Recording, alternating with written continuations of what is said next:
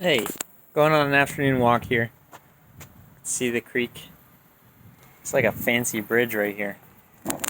Going into a development, but I'm gonna keep walking and talking to you. I want to talk. My hair's all trying a new hairstyles. Not sure how I feel about it, but I kind of want to talk to you about storytelling right now as I'm going on my walk here, because I think storytelling is a very, very important element to marketing. Storytelling is, I think, what makes good marketing great. And there's lots of small businesses out there that make big mistakes when they're just starting out. And sometimes those big mistakes are just like things that could be easily fixed if they really knew the basic concepts to stick to. One of these is telling more stories. And not a lot of businesses, when they start out, tell stories when they're marketing. They might just say, let's use Old Spice for an example. Old Spice, it's targeted towards men, right?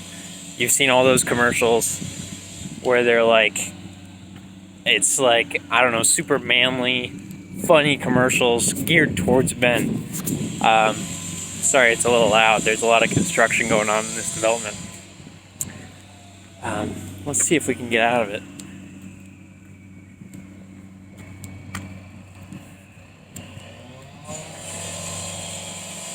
It's loud. Hopefully you can still hear me. But, so Old Spice. There we are. Old Spice geared towards men. Let's say you are trying to market for Old Spice. And the marketing agency could go, because you like to smell good. Like, let's just say they say, because you like to smell good, this is what we offer. That's not a very good statement when it comes to marketing, because it doesn't convince me of anything. It's a statement that it's not convincing. It's all about you and what you provide, instead of this is the path I'm walking on. It's really close to my house, so it's beautiful. See all the fall colors? But it's all about you and what you provide when you say that. If you say, because you want to smell good, because you like to smell good as a man, this is what we have to offer. That's about you. A way you could spice that up is by telling a story. And a story could be really captivating, for example. So I had to stop recording because there was someone with a dog walking down, and I didn't want to just say this next thing out of the blue. But a story. Let's say this story is about Donald Trump, and you're still marketing for Old Spice. And you want to capture their attention, and you want to keep them, and you want to convince these men that they need to be more manly, and that's why they need Old Spice. An easy way to do that is to say, lead with, Trump is the first president in over 100 years to not own a dog. That's why the person with the dog back there, I didn't want to say it in front of them. He's the first president in over 100 years to not own a dog. And why is that? Well, he said in a press conference not a press conference, it was a rally. He said that it takes a lot of time. And imagine me walking around the yard with a dog. Like, I don't have time for that.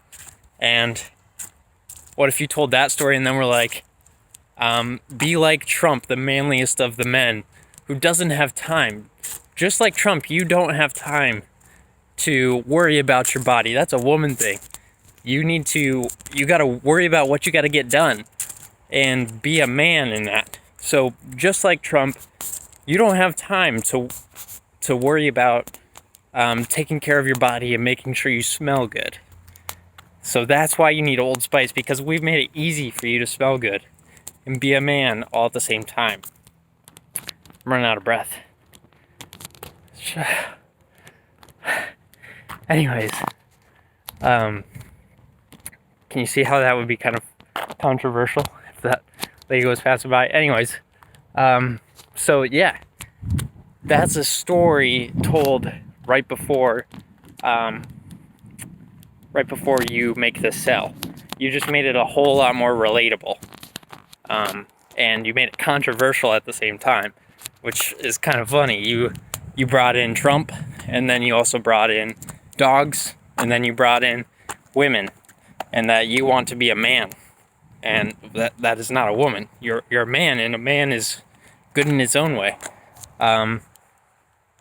Anyways, so I just kind of wanted to talk to you about that, and that stories are powerful, and they help bring someone in, and they want to stick around to the ending. And that's why Marvel, for example, the movies are pretty predictable, yet they still break the box office every single time. And then there was one more thing regarding stories. There's another type of story that you can tell. So let's say you're a gym owner and you want to bring people in with a story. Well, if you don't start with a story and you start, like I said, with the Old Spice, you start with, because you want to be manly, here's what we offer. Well, that's all about you. You don't want that. You have an offer, you have something to give, but they're not going to take it. It's like you've got something so great that you have to give, that you've spent years and years trying to develop. It's like you want to give people diamonds, but unless you tell the reason why these people should want it and all the hard work it took you to get there, they're going to treat your diamonds like rocks, like ordinary rocks, like all those rocks. And so this type of story is telling your transformation story and all the hard work you put into getting to where you need to be. For example, if you're a gym owner and you're a coach or whatever, a fitness coach, first thing you should say is, I used to be like this. I used to be like this. It took me 6 years of hard work, and I know exactly how to get people from A to B in this amount of time. And I can share those secrets with you. And I went through all the hard work, and I know exactly where you're at, and tell a story in that way. And that gets people intrigued and involved, and they will start to treat your diamonds more like diamonds. So anyways, that's what I got. I am getting close to home. So talk to you later. Hope you enjoyed this and were able to learn a bit more about storytelling.